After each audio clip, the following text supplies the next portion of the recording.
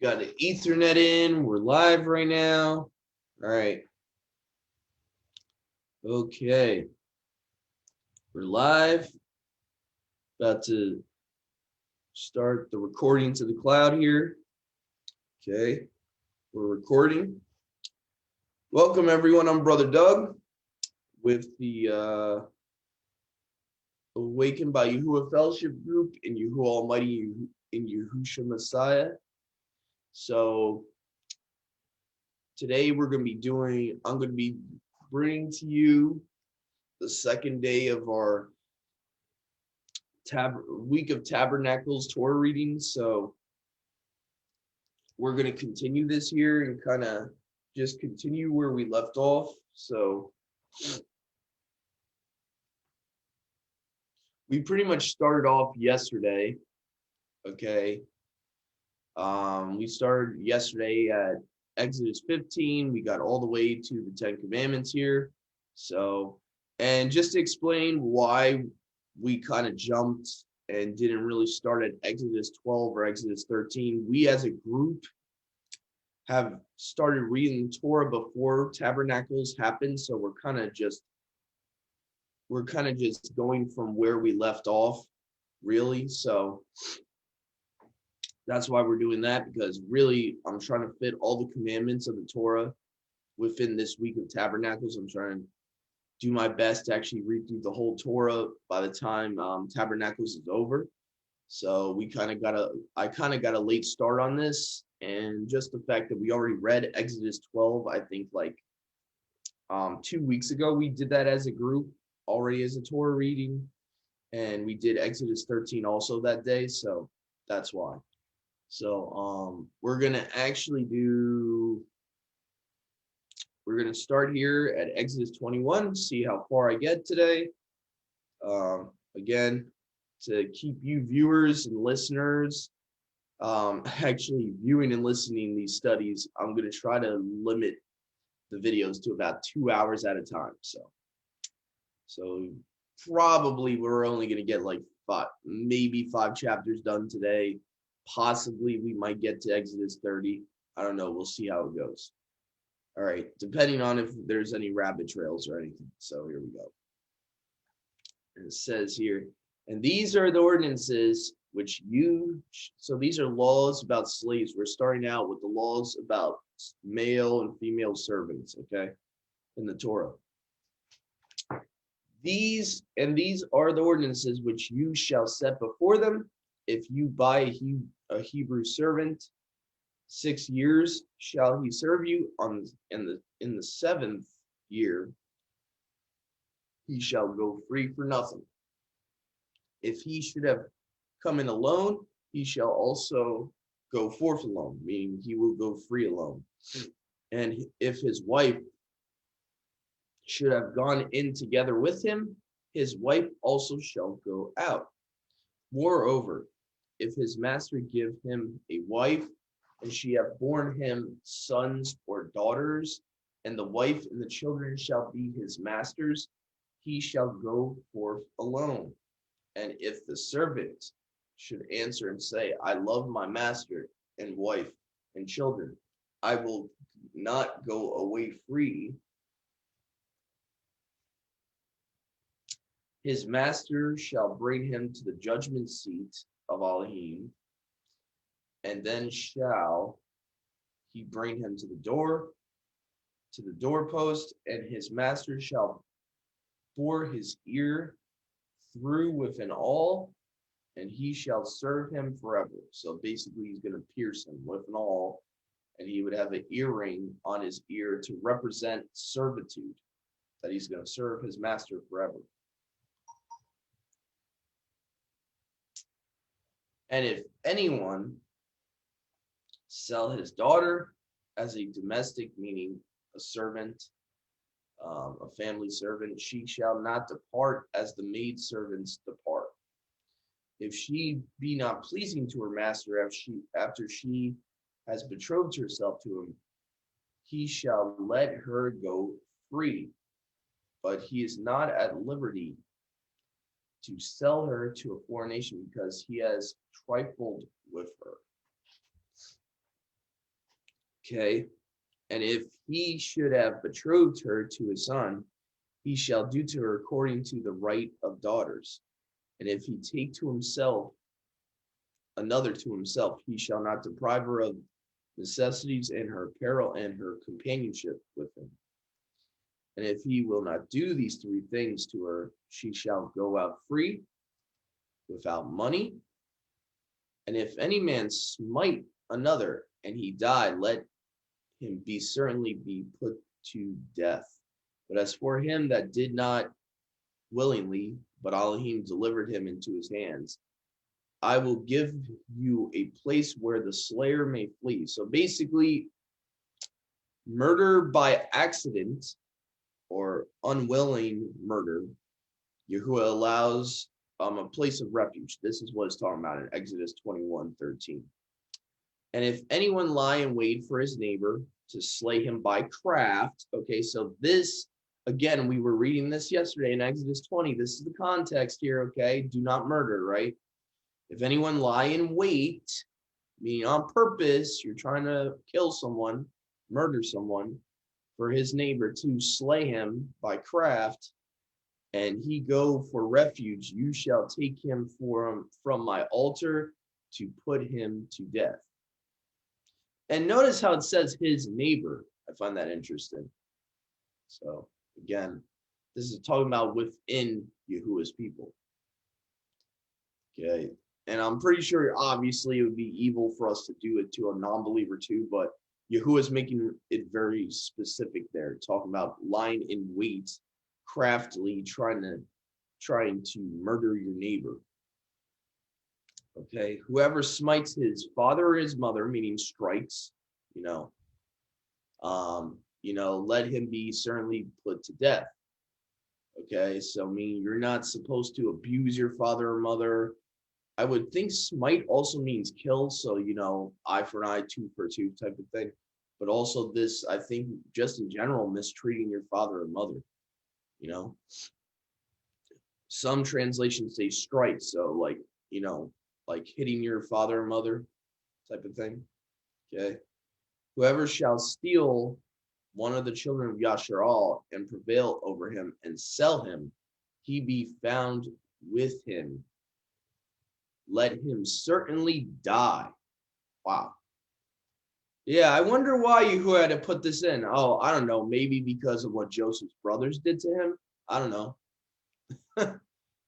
It's a possibility. He that reviles his father or his mother shall surely die. And I was reading this from the NLT the other day, and it says, speaks disrespectfully about his father or mother. Okay, so I kind of agree with any one of those interpretations of that word. It makes sense either way. He that reviles his father or mother shall surely die. And if two men revile each other and smite the other with a stone or his fist, he die not, but be laid upon his bed. If the man arise and walk abroad on his staff, he that smote him shall be clear. Only he shall pay for his loss of time and for his making whole. And if a man smite his manservant for his maidservant with a rod, and with the party die under his hands, he shall be surely punished. But if the servant continue to live a day or two, let not the master be punished, for he is his money.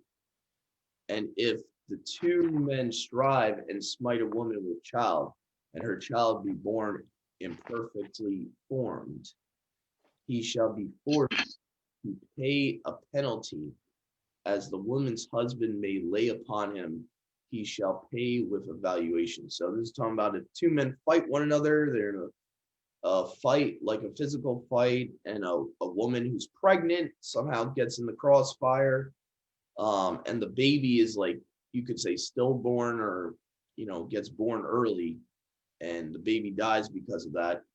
The man that caused that has to pay the husband compensation for that, for the man losing his child. But if it be perfectly formed, he shall give life for life, eye for eye, tooth for tooth, hand for hand, foot for foot, burning for burning, wound for wound, stripe for stripe. And if one smite the eye of his manservant or the eye of his maidservant and put it out, he shall let them go free for their eyes' sake. Okay. And if he should smite out the tooth of his manservant and the tooth of his maidservant, he shall send them away free for their tooth's sake.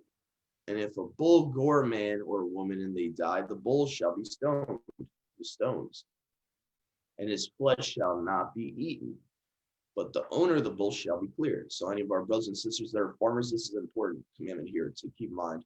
So, but if the bull should have been given to goring in former time, and the men should have told his owner, and he has not removed him, but he have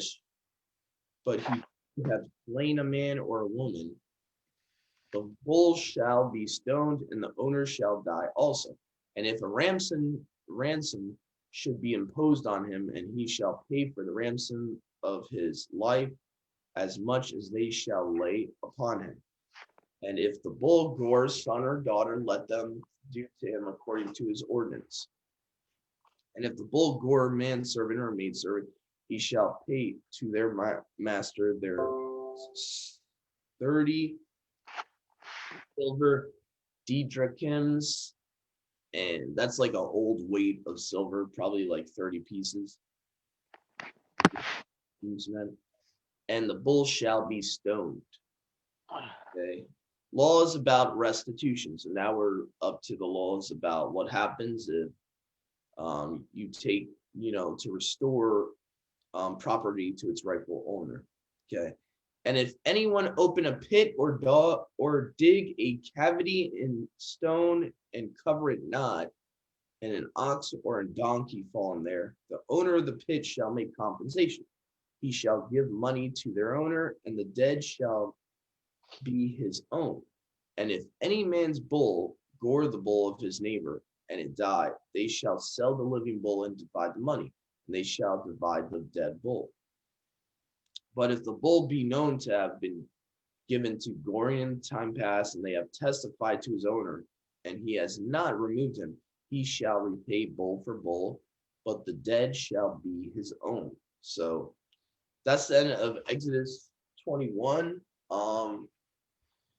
So pretty much self-explanatory. Those were the laws for male and female servants, laws for restitution, basically laws for what happens if someone strikes their own parents, what you're to do with them, if slaves are mistreated, and also they have animals that are really given into hurting one another, hurting humans or other animals. So that's pretty much what Exodus 21 was about. So we're going to move on here and go to Exodus 22 for time's sake. So shalom, Sister Marnie, shalom, Sister Josie, shalom, Sister Sadia. So we're going to be reading Exodus 22 here. We're just going to be continuing on here. So this is going to stay on the same topic here with the bull and commandments about farming here. So it says here, and this is actually continuing with the restitution, actually. Let's see here. It says, and if one steal an ox or sheep and kill it or sell it, he shall pay 5 calves for a calf. So basically, he doesn't just restore the one he stole, he gives like an extra 4. Very interesting. And 4 sheep for a sheep. So he gives a third more for the sheep he stole. He adds a third to it. Interesting. And if the thief be found in a breach made by himself and be smitten and die, there shall not be blood shed for him. But if the son be risen upon him, he is guilty, he shall die instead. And if a thief have nothing, let him be sold in compensation for what he has stolen. Okay, so, okay. All right, and if the thing stolen be left and be in his hand alive, whether ox or sheep, he shall restore them twofold. So basically double.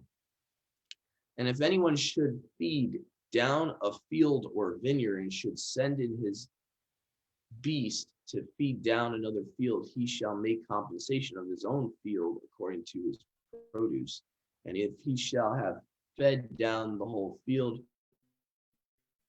he shall pay for compensation the best of his own field, the best of his own vineyard.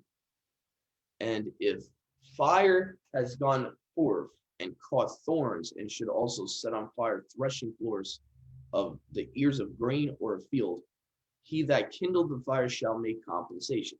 And if anyone gives to his neighbor money or possessions to keep, and they be stolen out of the man's house, if the thief be found, he shall repay double.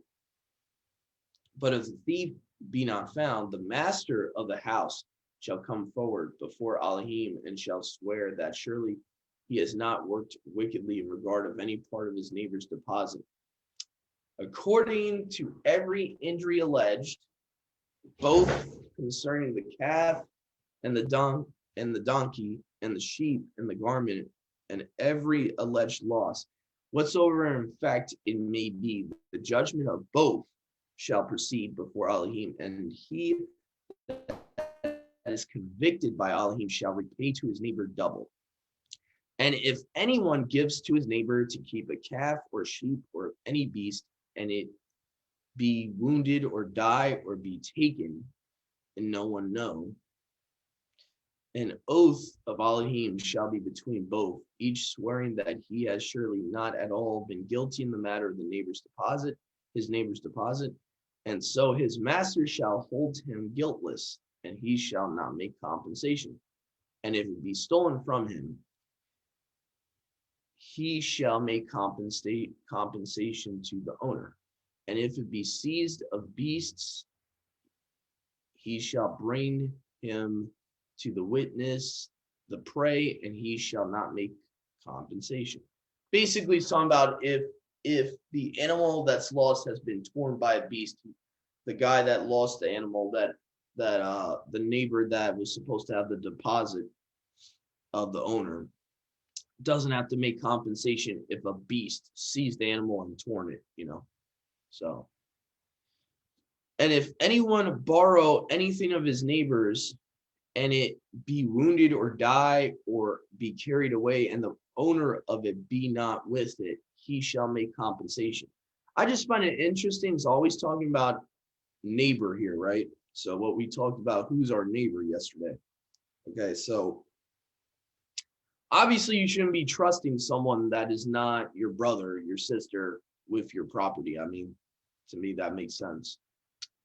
So if anyone borrow anything of his neighbor, and it be wounded or die or be carried away, and the owner of it be not with it, he shall make compensation. But if the owner be with it, he shall not make compensation, but it be a hired thing, there shall be a compensation to him instead of his hire. Okay. Laws about justice or right ruling. Okay. If anyone deceive a virgin that is not betrothed and lie with her, he shall surely endow her for a wife to himself. Okay. Basically, this means, okay,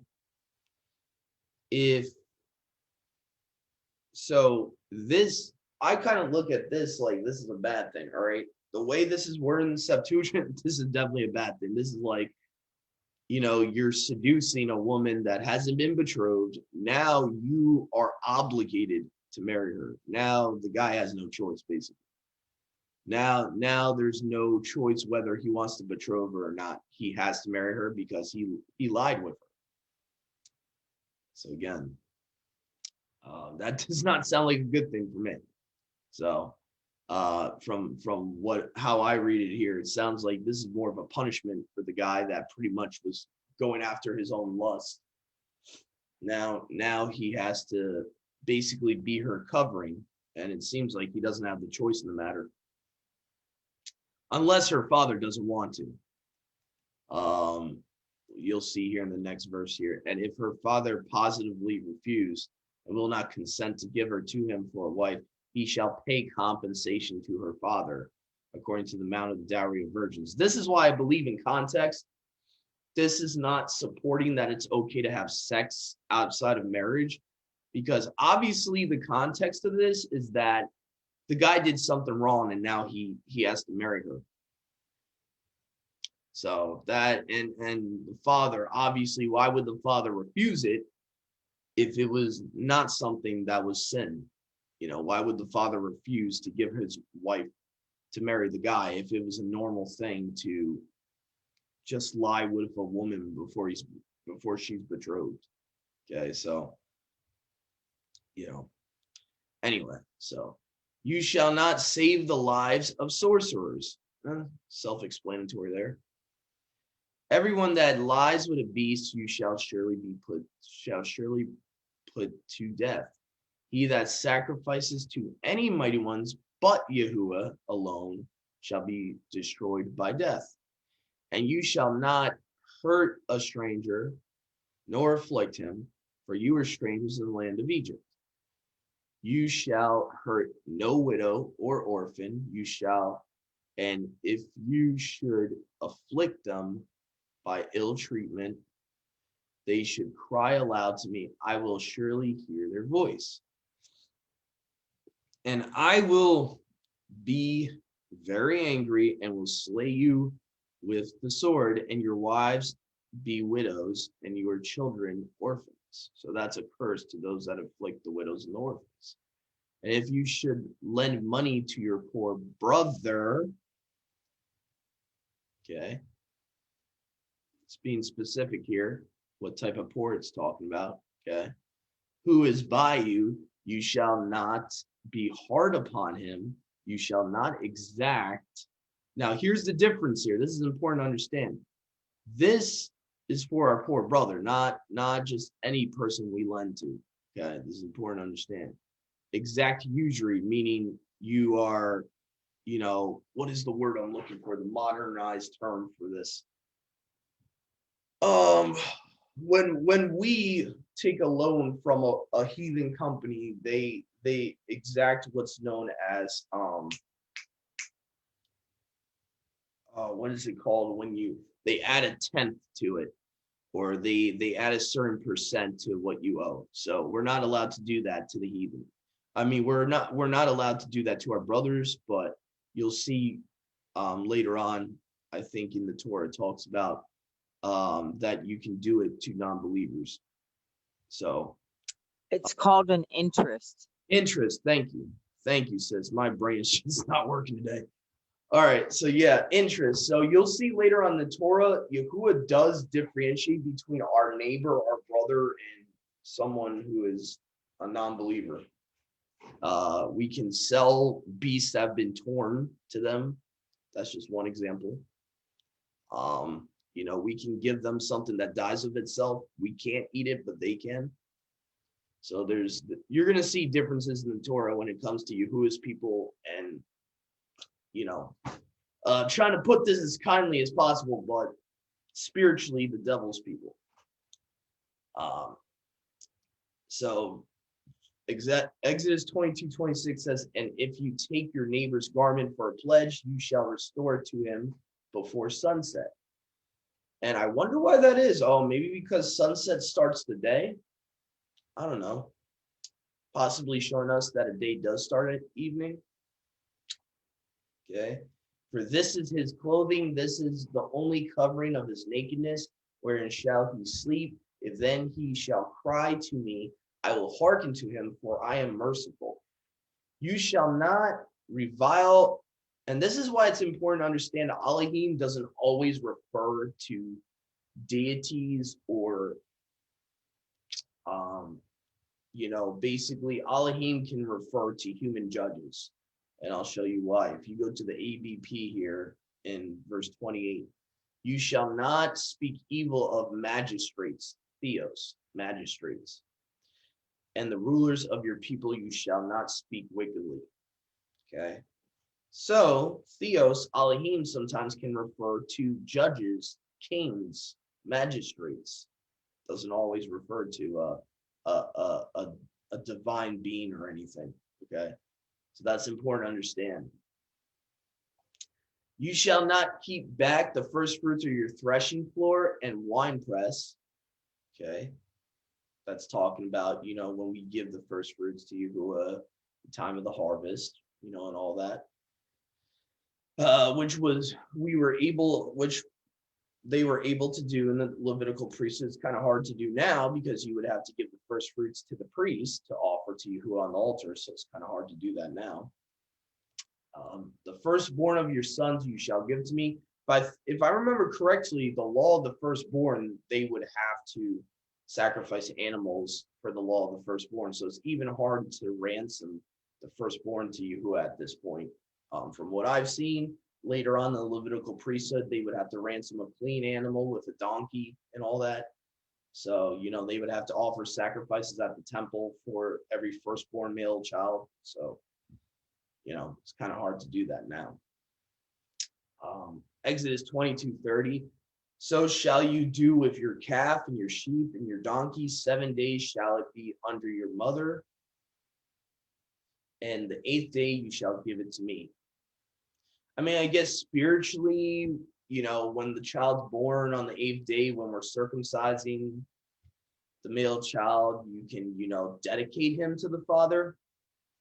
I don't see nothing wrong with that. But other than that, I don't see how we can really do the law of ransoming the firstborn, because there's certain things in that law that sacrifices were included with the donkey and stuff like that. And there's other sacrifices I forget exactly, but I could look up the circumcision, the sacrifices they would have to do for even circumcision that we can't do today, and all that. So Exodus 22:31, and you shall be set apart men to me. You shall not eat flesh taken of beast. You shall cast it to the dog.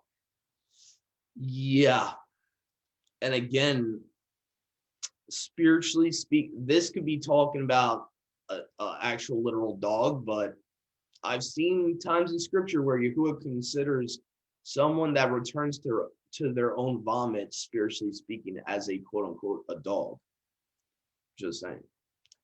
Even the woman, remember the woman that came to Yahusha, and she was talking about even the dogs eat under the master's table, and Yahusha was paying no attention to this woman that was a Gentile. So she even considered herself spiritually a dog. Just saying. So Exodus 23:1, you shall not receive a vain report. You shall not agree with the unrighteous man to become an unrighteous witness. So this is talking about bearing false witness, basically, and judging impartiality. You shall not associate with the multitude for evil. You shall not join yourself with a multitude to turn aside with the majority so as to shut out right ruling. And you shall not spare a poor man in judgment. And if you meet your enemy's ox or his donkey going astray, you shall turn them back and restore them to him. And if you see your enemy's donkey fallen under its burden, you shall not pass by it. You shall help to raise it with him.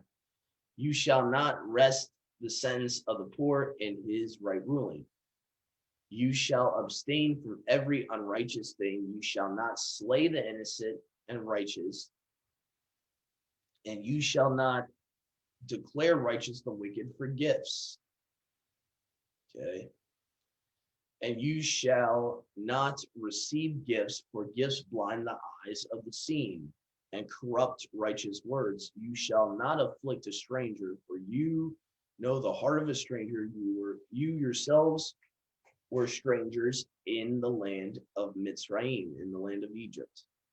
Here we go. Now we're getting to the Sabbath again here. So these are going to be added to Exodus 16 when we read yesterday about the institution of the Sabbath. 6 years you shall sow your land and gather in the fruits of it, but in the 7th year you shall let it rest and leave it. And the poor of your, and look, okay, again, all the poor, okay, the poor of what? Of your ethnos. Okay, this is specifically talking about an ethnic group. Okay, your ethnic group, meaning of Yashral, not the poor of everyone. Okay, this is all talking about his people. These laws are for his people. We have to understand that. It's important to understand that. We have to take care of our own people before taking care of the world.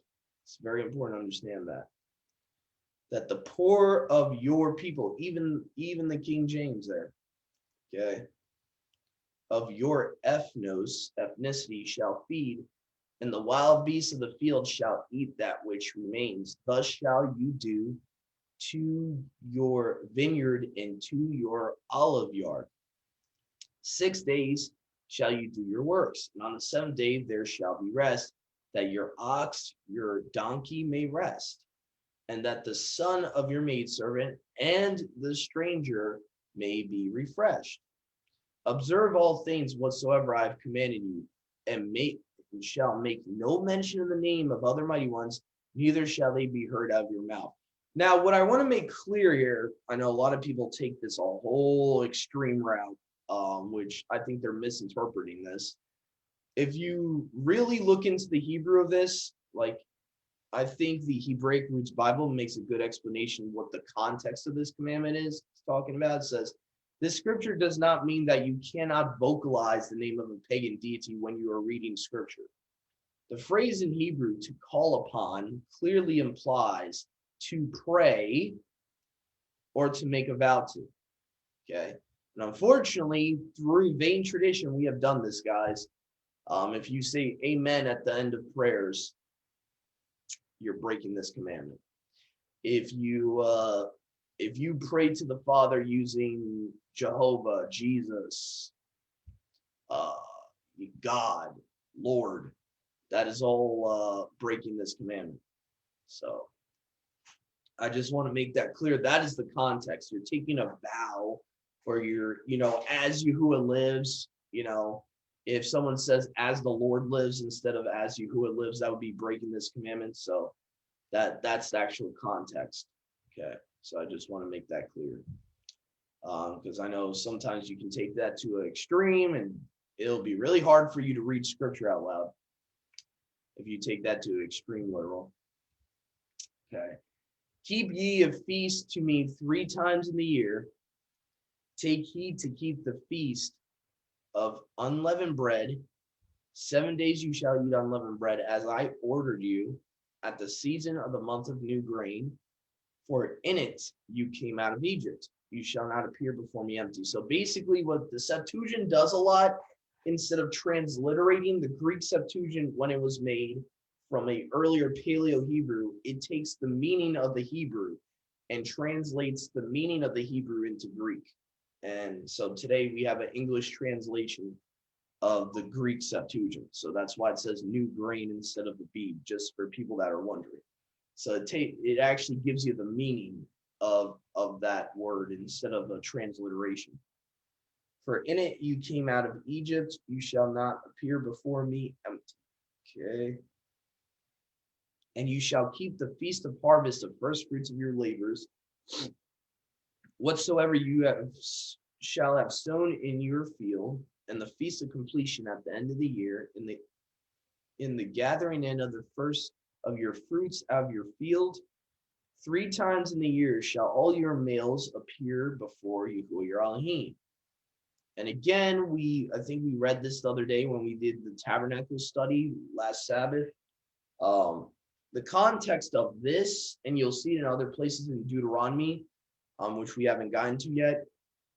The context when it says appear before Yahuwah your Elohim, this is not a spiritual thing. I want to make this very clear to brothers and sisters that may not know this. This is a very specific commandment. They would either be appearing before Yahuwah at these three feasts. All the males would have to appear before Yahuwah with sacrifices in the Levitical priesthood, either at the tabernacle of witness when they were in the wilderness, or later on when the temple is built in Jerusalem. It's not just spiritually speaking, you're appearing before Yahuwah with, whatever you could give. I know some people try to spiritualize it in the Melchizedek priesthood. I don't do that. If we can't do it, then we can't do it. There's just certain things that we can't do in the Melchizedek priesthood. That's one of the things we can't do. We can't appear before him with gifts and sacrifices because the Melchizedek priesthood does not have physical sacrifices, does not have peace offerings, does not have whole burnt offerings.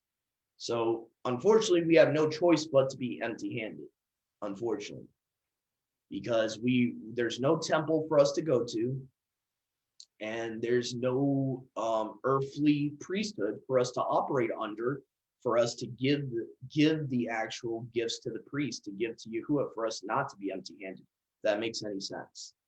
So Exodus 23:18 says, for when I shall have cast out the nations from before you, and shall have widened your borders, you shall not offer the blood of my sacrifice with leaven, neither the fat of my feast abide till the morning.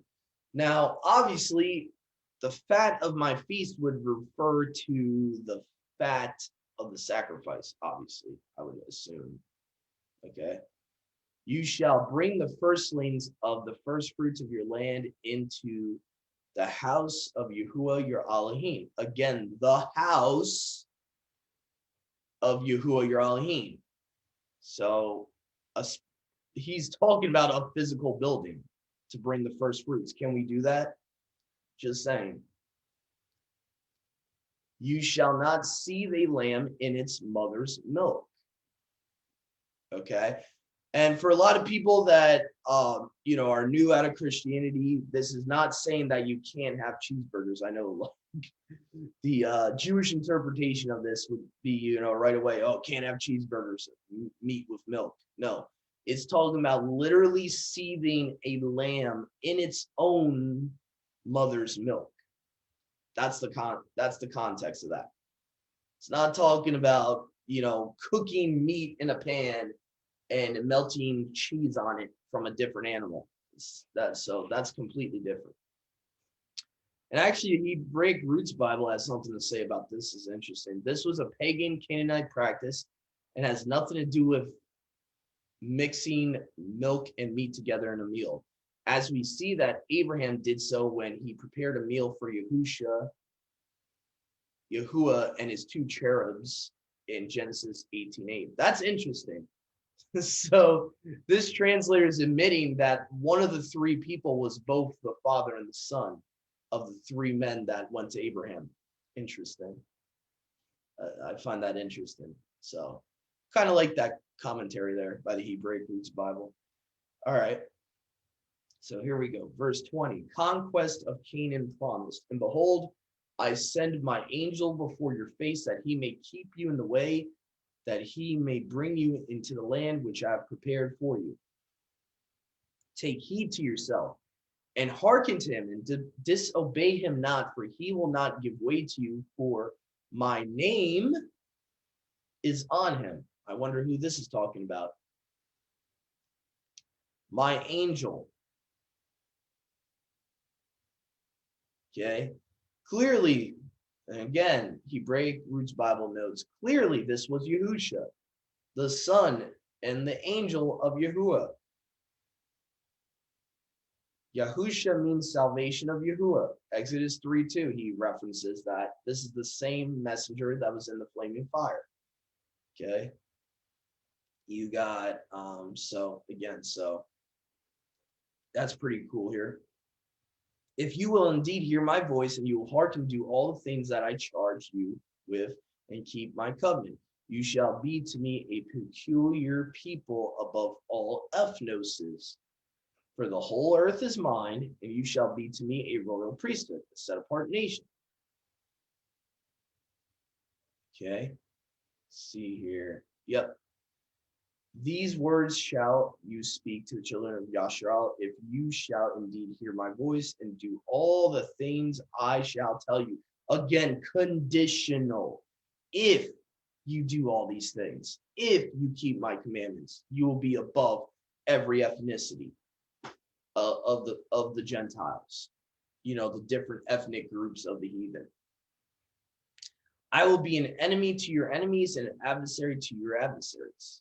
For my angel shall go as your leader and shall bring you to the Amorite, Hittite, Perizzite, Canaanite, Girgashite, Hivite, Jebusite. I will destroy them, and I will destroy them. You shall not worship their mighty ones, nor serve them. You shall not do according to their works. Wow, doesn't that sound familiar? But shall utterly destroy them and break to pieces their pillars. And you shall serve Yahuwah your Elohim, and I will barak your bread and your wine and your water, and I will turn away sickness from you. Now, one thing I do want to make show some context here about this commandment, because I know some people are like, why aren't we doing this today? Well, did Yahuwah give us the land of America? I don't think so. This is not our land. And you'll see if you go up where it starts talking about, I will enlarge your borders, right? He's talking about giving them the land of these inhabitants. These inhabitants that he's driving out before them and defeating before them, he's giving their land that they currently have to his people. So we got to keep in context when it starts talking about destroying their altars, breaking down their pillars, destroying their idols and all that. That is in the context of the land that they're going into. Doing that in the land that they're inheriting, if that makes any sense, okay? So I think that's important to keep context of. I mean, unless someone corrects me and shows me somewhere in history where the Israelites were keeping those specific commandments for when they go into the land. Those are specific commandments for when they go into the land of Canaan. They were keeping those specific commandments in Babylon or in Assyria or in other places where they were, you know, destroying altars and all that and killing witches.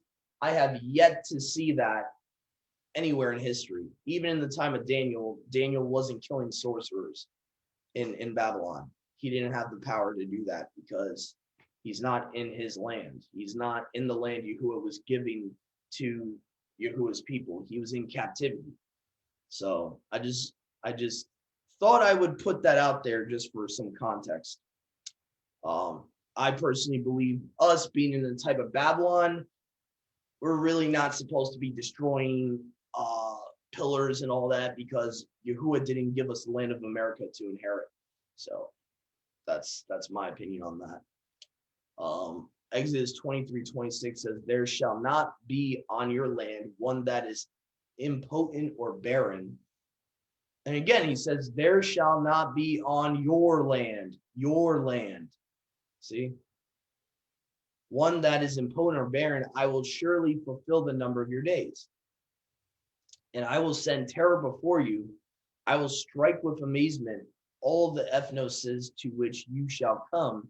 I will make all your enemies to flee. So this is talking about, a lot of this stuff is talking about what's going to happen when Yahuwah brings them in the land of Canaan. So just to keep the context here. I will send hornets before you. You shall cast out the Amorites, the Hivites, the Canaanites, and the Hittites from there. I will not cast them out in 1 year, lest the land become desolate and the beasts of the field multiply against you. By little and little I will cast them out from among you until you shall be increased and inherit the earth, and I will set your borders from the Red Sea to the Sea of the Philistines, and from the wilderness to the great river Euphrates. So obviously this is the land he's given them. This is a specific land he's given them, like territory he's given them to inherit. From all the way from the Red Sea to the Sea of the Philistines, from the wilderness to the great river Euphrates, and I will give into your hand those that dwell in the land, specific, singular, and I will cast them out from you. You shall make no covenant with them and their mighty ones, and they shall not dwell in your land, lest they cause you to sin against me. For if you should serve their mighty ones, these will be an offense to you. Okay, so that was the end of Exodus 23. Okay, we're going to see, like I said before, we're going to see how far we can get today. Okay, so I think we'll have enough time at least to do another chapter or two. Okay, so the covenant confirmed. And Moshe, he said, go up to Yahuwah, you and Aaron and Nadab and Abihu and the 70 of the elders of Yasharel, and they shall worship Yahuwah from a distance. And Moshe alone shall draw near to Elohim, and they shall not draw near, and the people shall not come up with them. And Moshe went in and related to the people all the words of Elohim and the ordinances, and all the people answered with one voice, saying, all the words which Yahuwah has spoken we will do, and be obedient.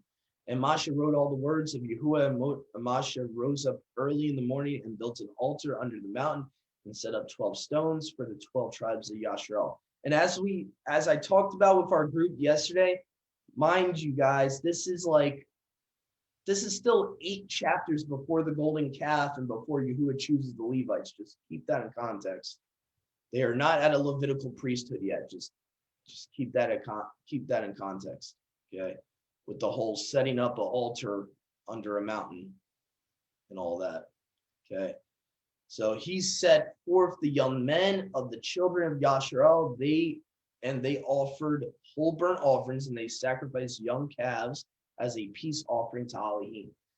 And Moshe took half the blood and poured it into bowls, and half the blood he poured out upon the altar. And he took the book of the covenant and read it in the ears of the people, as we are to do this week. So that's a very interesting thing he's doing there.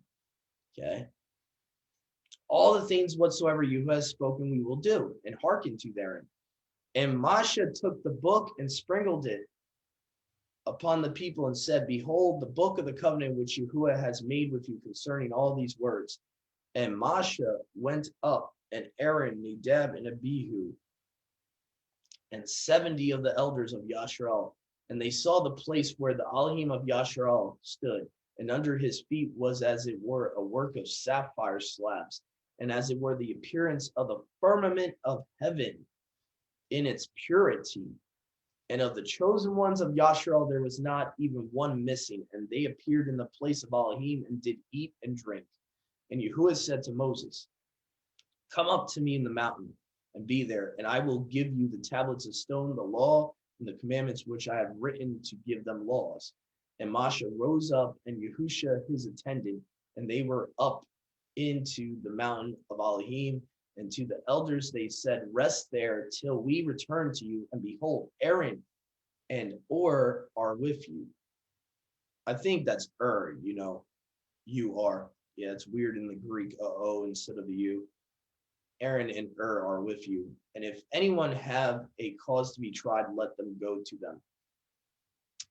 Moshe and Yahusha went up to the mountain, and the cloud covered the mountain, and the esteem of Elohim came down upon the Mount Sinai, and the cloud covered it 6 days, and Yahuwah called Moshe on the 7th day out of the midst of the cloud. And the appearance of the esteem of Yahuwah was as a burning fire on the top of the mountain before the children of Yasharel. And Moshe went in the midst of the cloud and went up to the mountain and was there in the mountain 40 days and 40 nights. So I kind of wonder, we really don't get a context here.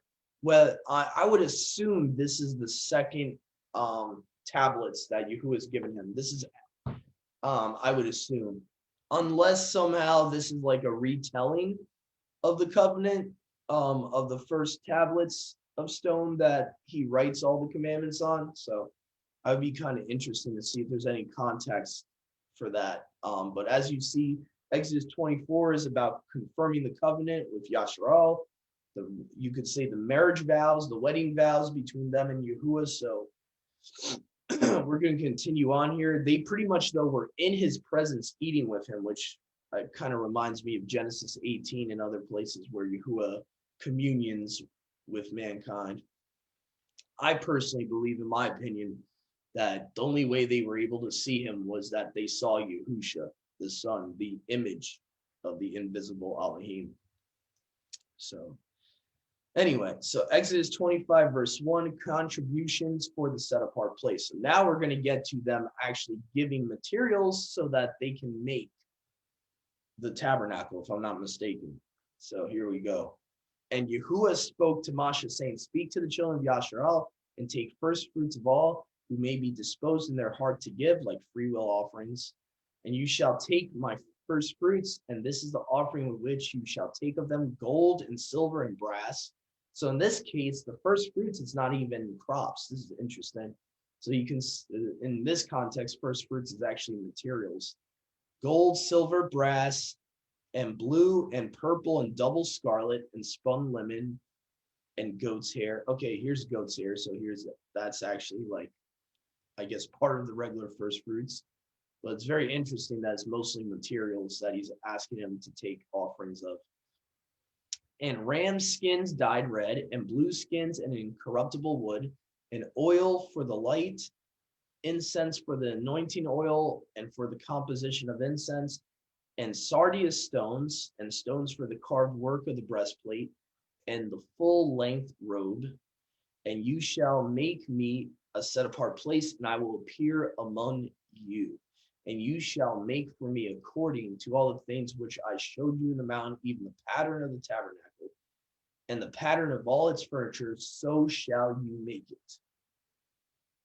Okay. The ark of the covenant. And you shall make the ark of the witness of incorruptible wood, the length of 2 cubits and a half, and the breadth of a cubit and a half, and the height of a cubit and a half. And you shall gild it with pure gold, and you shall gild it without end. You shall make it for its golden reefs twisted round about. Okay, so this is Ark of the Covenant here. You shall cast for it 4 gold rings. You shall put them on the 4 sides, 2 rings on one side, 2 rings on the other side.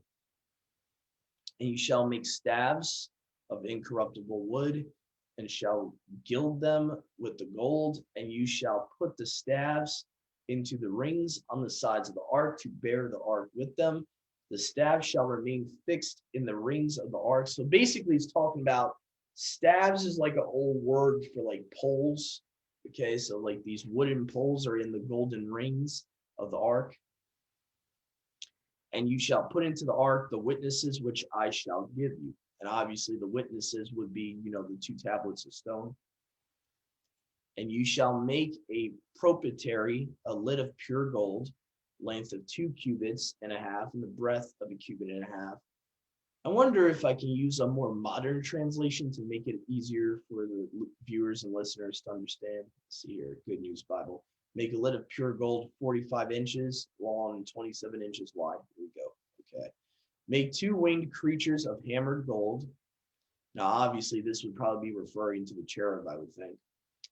To the cherubs that oversit the mercy seat. 1 for each end of the lid. Make them so that they form one piece with the lid. The winged creatures are to face each other. Remember, the wings of Ezekiel, no, not the wings, what's it called? Ezekiel chapter 1 talks about these creatures called the cherubs that have, I would have to look back at it, but there was a specific, trying to think, is it wheels inside of the wheels? That's right. Yes. So that's what made me think of with the winged creatures, how their faces are facing one another across the lid, each and their outspread wings to cover it. and put the 2 stone tablets inside the box and put the lid on top of it. I will meet you there, and from above the lid between the 2 winged creatures, I will give you all my laws for the people of Yasharal. So now we're at the table of showbread here. Make a table out of acacia wood, 36 inches long, 18 inches wide, and 27 inches high.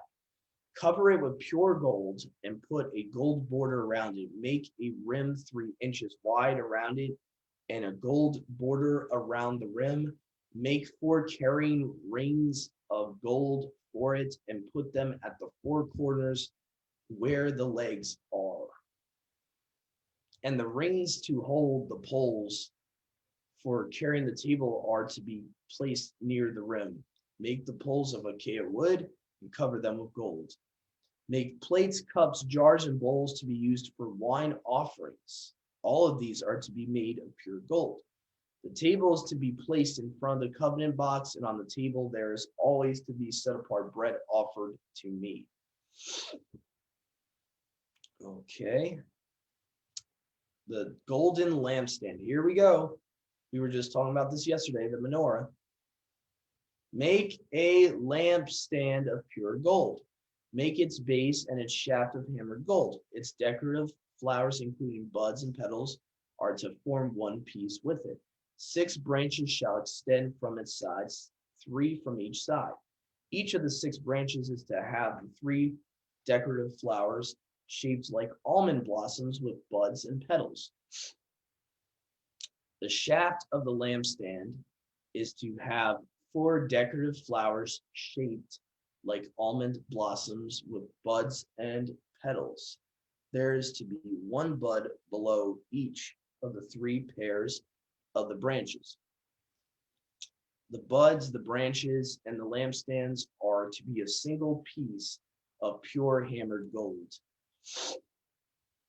Make 7 lampstands.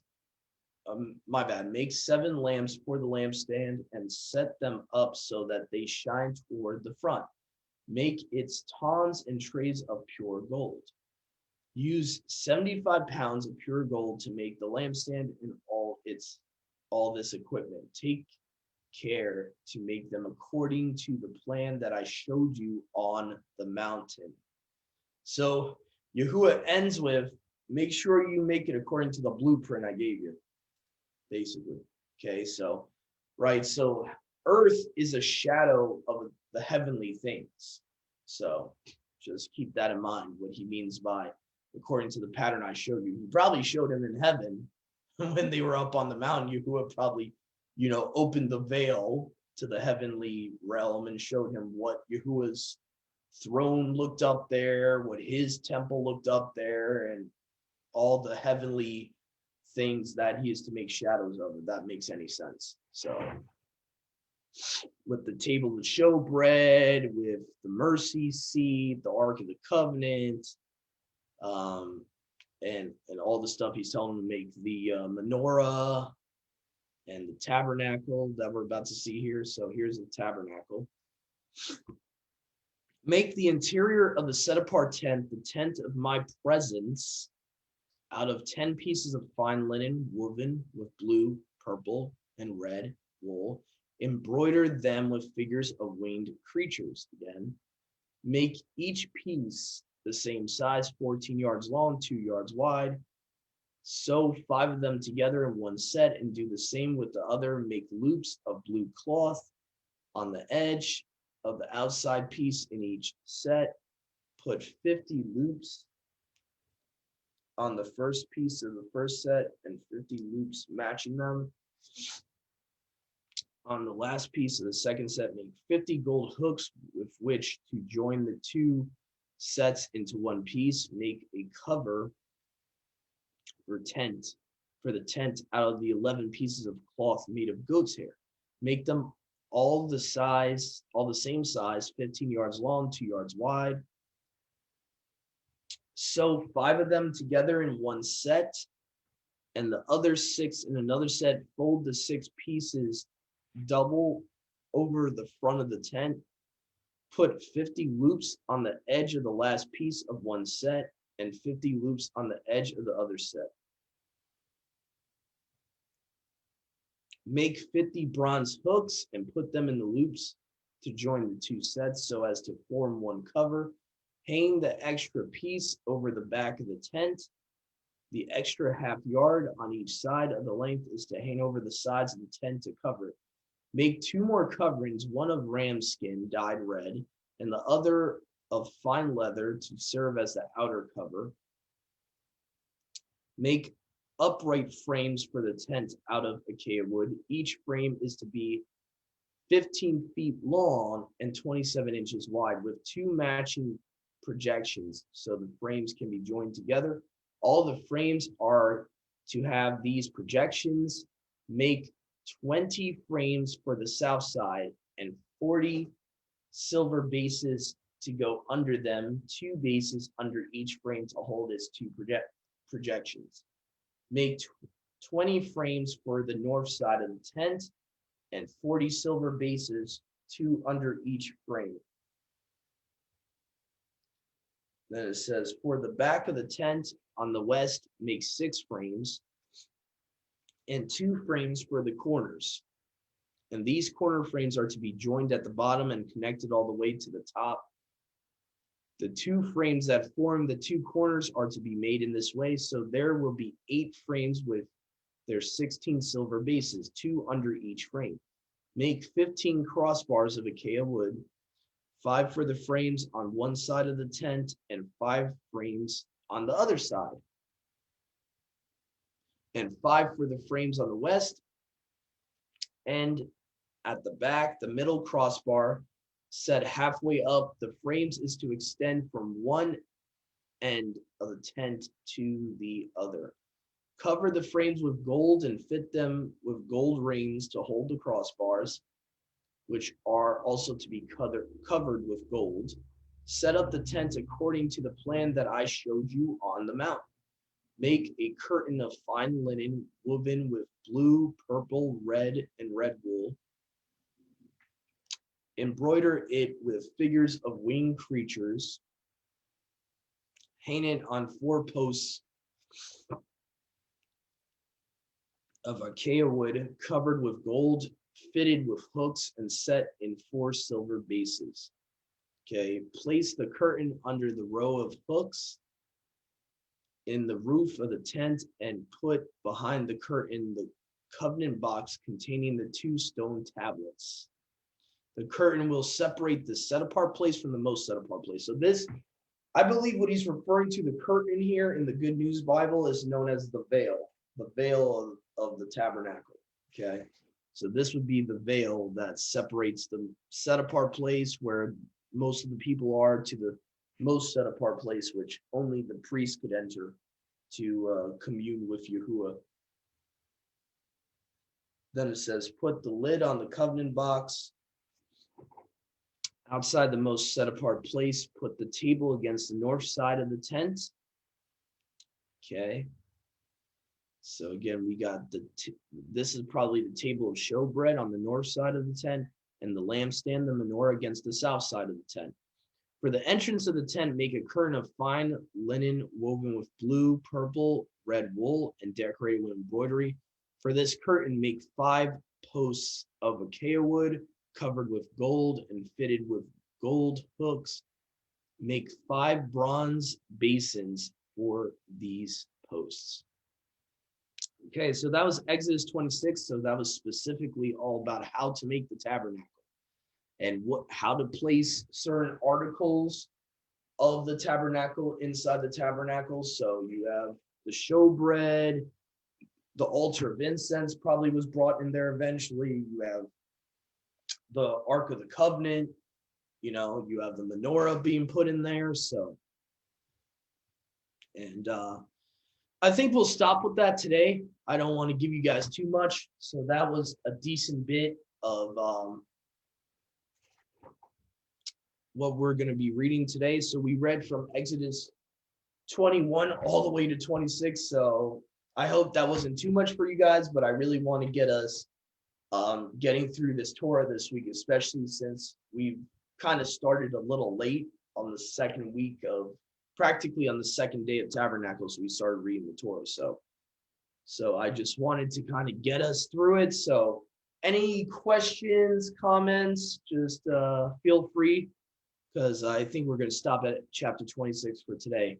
Also, I thought it's me personally, as a tradition, I've actually used those exact colors for the tabernacles. Since we are a type of dwelling place for the set apart spirit, I've used those same colors as the colors of my tzitzit. So just thought I would mention that. So I felt led to do that as like a little tradition, how it talks about put a blue cord on your tassels. So additional to the one blue cord I put on each side of my tassel, the other colors I used with my tassel are the colors of the tabernacle, which we just read. So anyway, so Sister Sadie, I don't know if you have anything to add. I'm pretty much done. That's all I had to really say.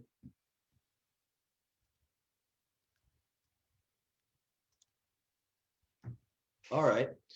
Well, thank you very much, everyone. I pray that this message was a baraka to all those that I pray that this message was a baraka to all those that saw it, and it was edifying to those that may have not known about certain things of Yahuwah's commandments and his law. So please stay tuned. We'll be continuing tomorrow, and we possibly might even do one on preparation day, just to try to get through as much of the Torah as possible this week. So please stay tuned. Thank you for joining us. To all my brothers and sisters, I pray that you're having a Baruch and wonderful, joyful Feast of Tabernacles. Shalom.